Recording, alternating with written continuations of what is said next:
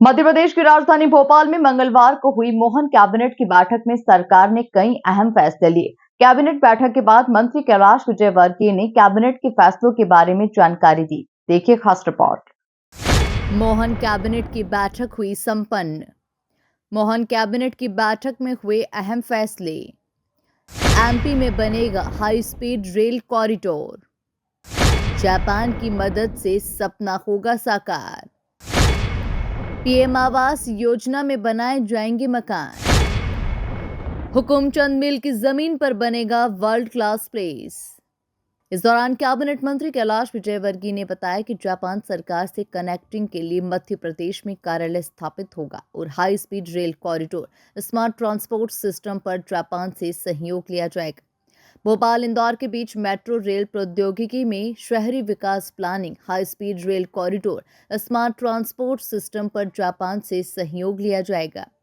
प्रवास के बारे में जानकारी दी है और बहुत ही सफल प्रवास रहा।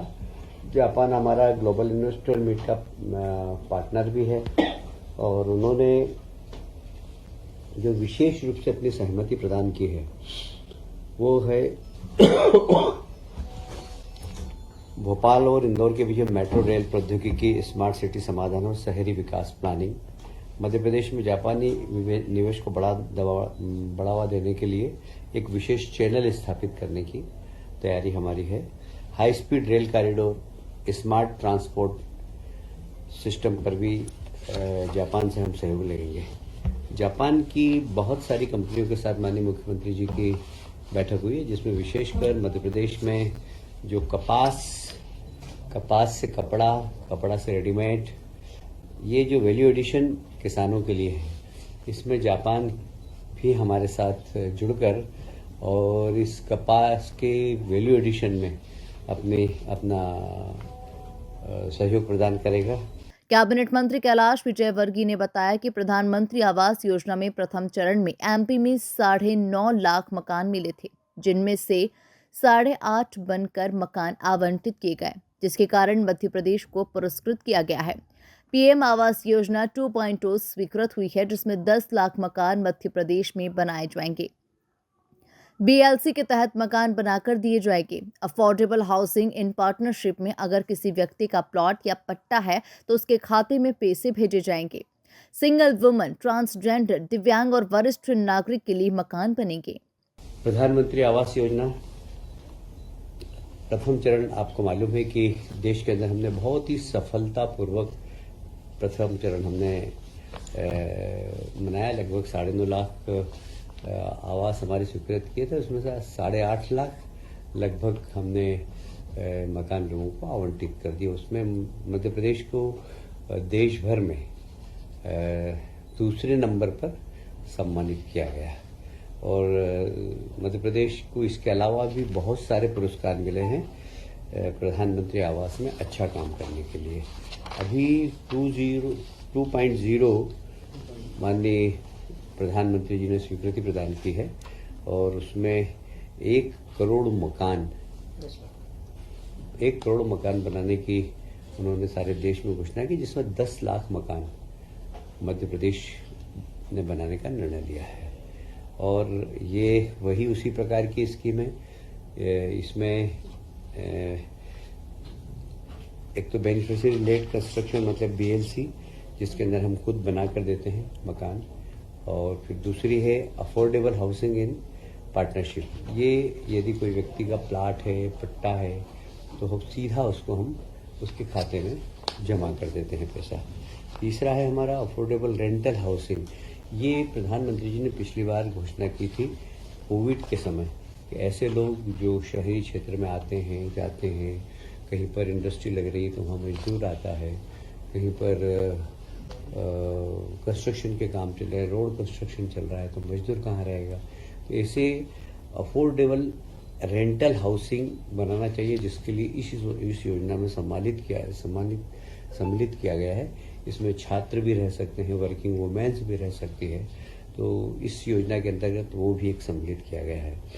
ऐसे ही इंटरेस्ट सब्सिडी जो मिलती है उसमें थोड़े से अपर मिडिल क्लास के लोग भी इसका लाभ ले लेते हैं।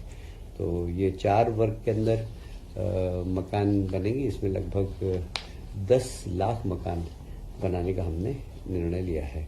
अब इसमें किन किन लोगों को मकान मिले, इसके लिए भी केंद्र सरकार ने गाइडलाइन दी है। विशेषकर हमारी वो महिलाएं जो कल्याणी सिंगल वुमेन्स, जो सिंगल वुमेन्स होती है, वो दिव्यांग, वरिष्ठ नागरिक, हमारे ट्रांसजेंडर को भी इस बार सम्मिलित किया गया है। अनुसूचित जाति जनजाति को तो पहले से ही सम्मिलित है। हमारे अल्पसंख्यक भाई, समाज के अन्य कमजोर वर्ग के लोग, जैसे सफाई कर्मी हो गए आपके, हमारे जो पीएम स्वनिधि के पटरी पे काम करने, व्यापार करने वाले लोग, इनको प्राथमिकता से देना, मतलब स्ट्रीट वेंडर, हमारी प्रधानमंत्री विश्वकर्मा योजना के लाभान्वित लोग जितने भी हैं, उनको भी इस योजना में सम्मिलित किया गया है। विभिन्न कारीगर, आंगनवाड़ी की कार्यकर्ता, भवन व अन्य निर्माण श्रमिक, उनको भी इसका लाभ मिलेगा। और मलिन बस्ती के निवासी पर विशेष ध्यान दिया जाए, जिससे कि बस्तियां झुग्गी मुक्त मध्य प्रदेश बन सके। ये गाइडलाइन केंद्र सरकार ने हमें दी है। ड्रोन पॉलिसी बनाई गई है। आजकल ड्रोन समाज के हर हिस्से से जुड़ गया है। खासकर किसानों के लिए ड्रोन काफी लाभदायक साबित हो रहा है। यूरिया छिड़कने में ड्रोन काफी लाभकारी और सुविधाजनक है। ड्रोन संवर्धन नीति मध्य प्रदेश के विकास में काफी कारगर होगी। ड्रोन हमारी, आप समझते हैं कि ड्रोन में भी जापान ने इतना इंटरेस्ट दिखाया था, हमने ड्रोन पॉलिसी बनाई है। और आजकल तो ड्रोन ऐसा हो गया कि समाज के हर हिस्से से जुड़ गया है। अभी हम प्रयागराज होकर आए, चारों तरफ ड्रोन हवा में उड़ रहे थे।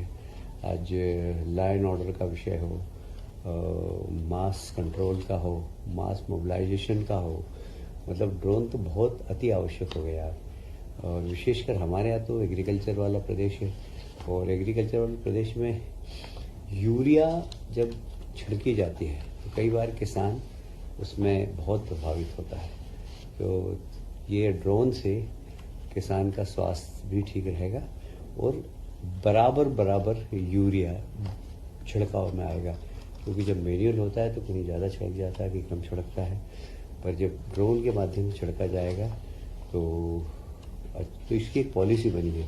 उसमें हम drone school of excellence, drone का इंफ्रास्ट्रक्चर, परिचालन के इसके लिए समर्थन, इसमें मार्केटिंग के लिए सपोर्ट, R&D, पेटेंट करना, जो अगर कोई R&D करता है तो उसको पेटेंट करने के लिए सब्सिडी देना, राज्य सरकार उसको सब्सिडी देगी। ड्रोन कौशल पारिस्थितिक तंत्र, ये सब लगभग ऐसा लगता है इसमें कि, क्योंकि ड्रोन की इंडस्ट्री में बहुत ज़्यादा पैसा लगता नहीं है, 30-40 करोड़ में ड्रोन की फैक्ट्री लग जाती है। पर हम इसमें इसको अट्रैक्शन, हमारी जो नीति बनी है, इससे ज़्यादा से ज़्यादा लोग यहाँ पर ड्रोन पे R&D भी करें, पेटेंट कराएं, और ड्रोन को हम कैसे एक्सपोर्ट कर सकते हैं ऐसा वातावरण बनाएं, और इसको एजुकेशन में भी कहीं इंजीनियरिंग कॉलेज में इसको सम्मिलित करें। ड्रोन का एक अच्छा हमारे लिए मध्य प्रदेश में IIT ने पूरा की पूरा एक बैचलर और मास्टर डिग्री देने का काम किया है। वो हमारे लिए काफ़ी सपोर्ट में हमारे काम करेंगे। मुझे लगता है कि मध्य प्रदेश ड्रोन संवर्धन नीति के माध्यम से हम नए अवसरों की भी तलाश करेंगे, नए युवाओं को काम का मौका भी देंगे, और मध्य प्रदेश के विकास में यह नीति बहुत महत्वपूर्ण होगी। हुकुमचंद मिल की जमीन का उपयोग किया जाएगा और वहां वर्ल्ड क्लास प्लेस बनाया जाएगा। नगर निगम की जमीन है, फिलहाल उसे हाउसिंग बोर्ड को हस्तांतरित कराया जाएगा और इसके लिए त्रिपक्षीय MOU होगा। इसमें 4,000 करोड़ से ऊपर का इन्वेस्टमेंट होगा और 10,000 से ज्यादा को रोजगार मिलेगा। आप सभी जानते हैं कि हुकुमचंद मिल इंदौर का एक बहुत बड़ा इशू था। माननीय मुख्यमंत्री जी ने आते ही मुख्यमंत्री बनने के बाद उसको सॉल्व किया, और इससे लगभग मुझे लगता है कि 6,000 परिवार, मतलब 20-25 हज़ार लोगों को सीधा लाभ मिला है। और उसमें उसके लगभग 17.52 हेक्टेयर ज़मीन थी। काफ़ी हाई कोर्ट ने एक मीडिएटर बनाकर उस सेल करने की कोशिश की, पर हुआ नहीं। पर हाउसिंग बोर्ड ने उसकी जितनी भी देनदारियां थी, लगभग 450 करोड़ की थी, वो देनदारियां दे दी, और मजदूरों को पैसा भी दे दिया। अब उस ज़मीन का हम उपयोग कर रहे हैं। हम उसको अच्छा कंस्ट्रक्शन करने वाले हैं, वर्ल्ड क्लास कंस्ट्रक्शन करने वाले। इंदौर का एक प्राइम प्लेस बने कंस्ट्रक्शन के क्षेत्र में इसी इंटरनेशनल आर्किटेक्ट को लाकर उसको बनाने का काम करेंगे। आज कैबिनेट ने में जो स्वीकृति के लिए आया वो इसलिए कि नगर निगम की जमीन है। नगर निगम ने हुकमचंद मिल को दी थी, तो हम नगर निगम से हाउसिंग बोर्ड को उसको अंतरण कर रहे हैं। और चूंकि नगर निगम जब भी कोई किसी को जमीन देता है तो उनके कुछ नियम है, पैसे लेना, टेंडर निकालना, पर इसमें टेंडर की आवश्यकता नहीं क्योंकि सरकार ही सरकार को दे रही है। तो मध्य प्रदेश हाउसिंग बोर्ड को नगर निगम हस्तांतरण करेगी और एक त्रिपक्षीय हमारा एमओयू होगा और उसमें पहला जो हिस्सा लाभ का वो हाउसिंग बोर्ड रखेगा जो 450 करोड़, दूसरा हिस्सा जो कंस्ट्रक्शन में लगेगा वो, और तीसरा हिस्सा जो बचत का होगा वो हाउसिंग बोर्ड और नगर निगम दोनों आधा आधा करेगा। ये लगभग ऐसा लगता है कि इसमें 3,500-4 हजार करोड़ से ऊपर का इन्वेस्टमेंट होगा, 10,000 से ज़्यादा रोजगार मिलेंगे और सरकार को इसमें जीएसटी लगभग 400 करोड़ का मिलेगा। तो एक बहुत महत्वपूर्ण हिस्सा है ये। और कुल मिलाकर देखा जाए तो मध्य प्रदेश की राजधानी भोपाल में मंगलवार को हुई मोहन कैबिनेट की बैठक में सरकार ने कई अहम फैसले लिए। कैबिनेट बैठक के बाद मंत्री कैलाश विजयवर्गीय ने कैबिनेट के फैसलों के बारे में जानकारी दी। Bureau report, MP news, Bhopal.